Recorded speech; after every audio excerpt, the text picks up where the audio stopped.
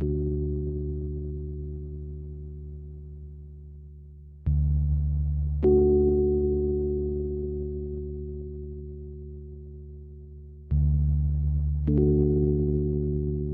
are many who have fooled, they have deceived themselves, thinking they had it all under control. And that is the deceitful part. We don't have anything under control. My hope is that we can redirect into that place of all security, not to save our own skins. Because if you're seeking Christ just so you can live, you've already messed up. But to evaluate your reasons, that they be genuine and eternal. That means not for the sake of flesh. I'm not going to follow Christ to avoid a disease, to avoid pain, cruelty, any of those things. I'm following Christ because I recognize the love of the Father through that act of a sacrifice. And in this relationship I have with the Father, I trust Him. I do not trust me. I don't trust you either. That's why I can love you freely.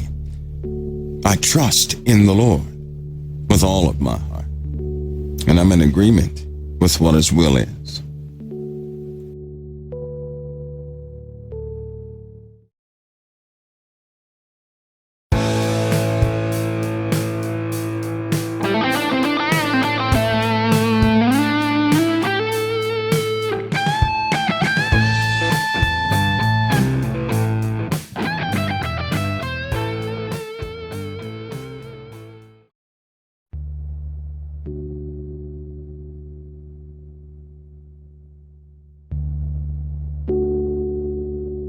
It blows my mind how humanity can be so easily distracted, yet our Father has a way of setting patterns for things so that we can easily understand things if we stop and consider His ways, His word, His will, right, and His decrees. If we stop, things become very simple.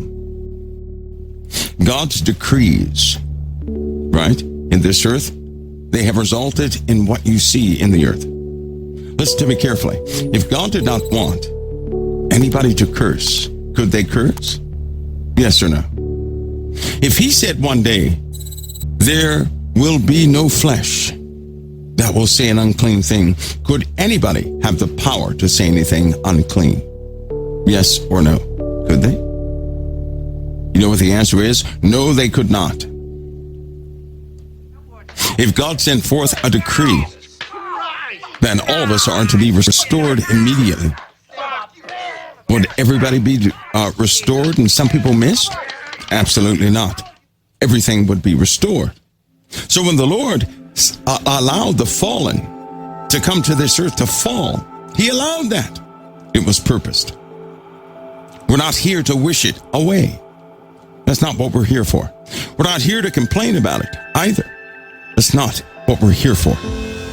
We are here as children of the Most High, right? He has given us certain authorities. We have certain spiritual rights. You know how everybody's waving their hands saying, I have rights. I have rights. Well, guess what? You have spiritual rights. And instead of telling your next door neighbor that you have freedom of speech, right? You need to tell every spirit around you that you have spiritual rights. You can eject them upon recognition. Do you know that? Why do you think God would allow you to even notice a person who's dealing or occupying with a spirit? He does that because He put the power within you to do something about it. God does not bring your attention to something you have no power to change. I've noticed that too. If you look by yourself, if you're nosy and you're searching for things you're not assigned to search, you will often find things you have no power to change, which makes for a very upsetting life. That's why nobody should really get into another person's business. That's your own insertion of self in somebody else's affairs in which God may not have given you authority to do anything about. But if He brings anything to your attention, He is giving you the power. He is giving you something to do something about it. Again, you're not here to cry and whine and to wish that there was no darkness. That's not what you're here for. The Lord permits such things for His purpose. And a good purpose it is, because it grows us, it establishes us, it allows us to see, it allows others to see. But I tell you right now, if you can keep that in your mind and remember that you're not here to complain about everything that went wrong, you're here to put a footprint right in the world. That's what you're here for, right? It's what God called you to stand up. He didn't call you to die. He called you to live. He called you to have life and to have life more abundantly through Christ. You have spiritual authorities. You're not to wish things away, right? He allows evil to exist. There is nothing that could be if He did not decree it could be. He has given darkness room, and surely a darkness will come and consume many. But for the righteous, they're not here to be consumed. You have a different cause to your life. What has happened is people have allowed this system and men and philosophers to define their life, to tell them what they're here for. They tell everybody they're here to, you're here to enjoy yourself. I don't dispute that. For a heart that is in righteousness, I do dispute that. For a carnal-minded heart that's in darkness. We're not here to give the earth over to these negative entities, though you're here for a reason. That's why I don't believe the paradigm, the unfolding that so many are looking for.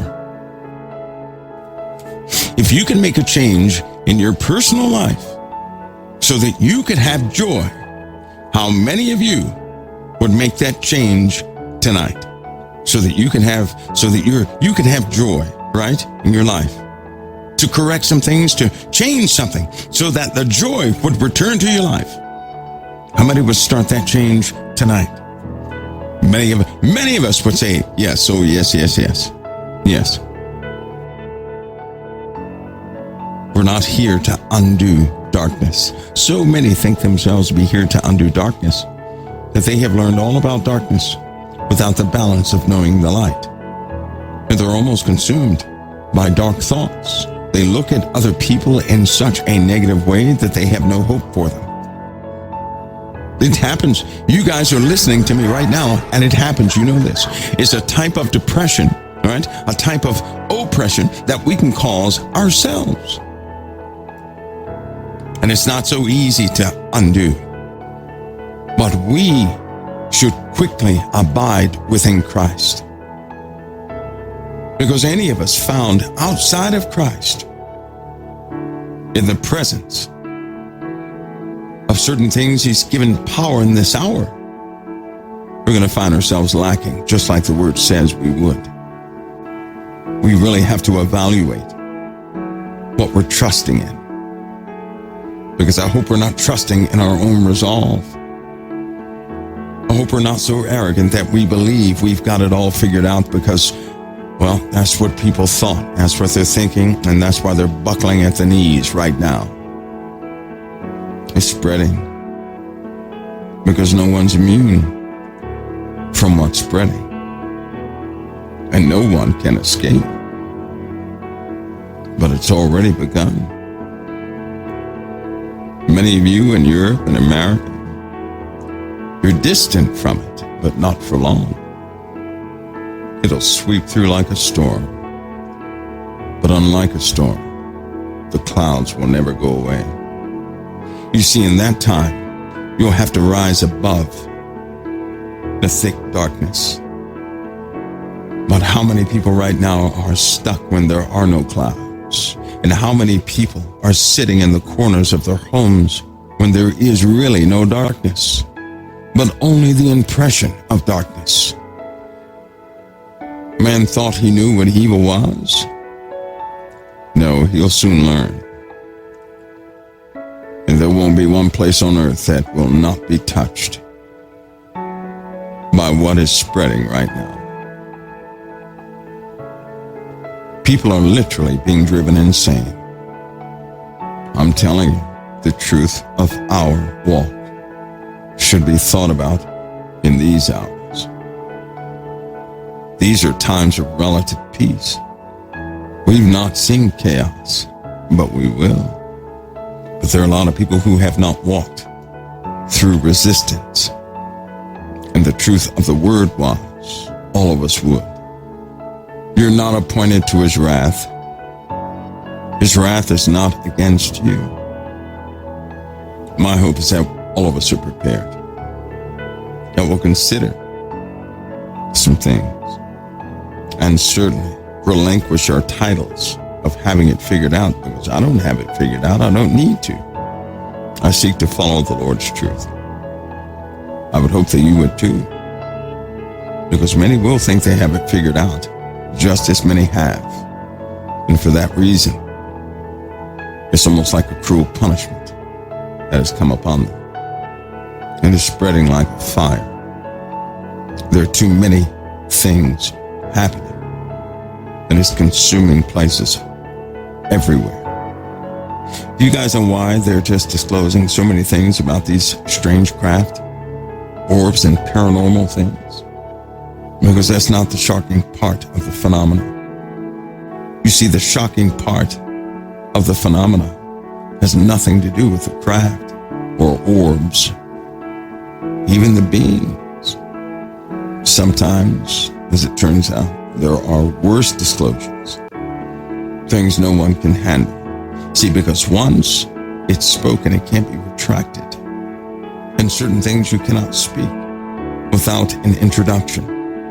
There are certain stories you cannot tell, you must show. And in this case, an introduction will surely come. Because what will be disclosed will be shown. It'll be spoken of, it'll be presented. And at that time, nobody goes back to life as usual. So I'm asking you this. Let's be careful to follow Christ together. Be careful to watch out for one another. That's why the Lord put us all here during this time. The Lord has already woken us up. There's no way to undo what's coming. But it's up to us to pay attention and to go forward in truth. That's your choice.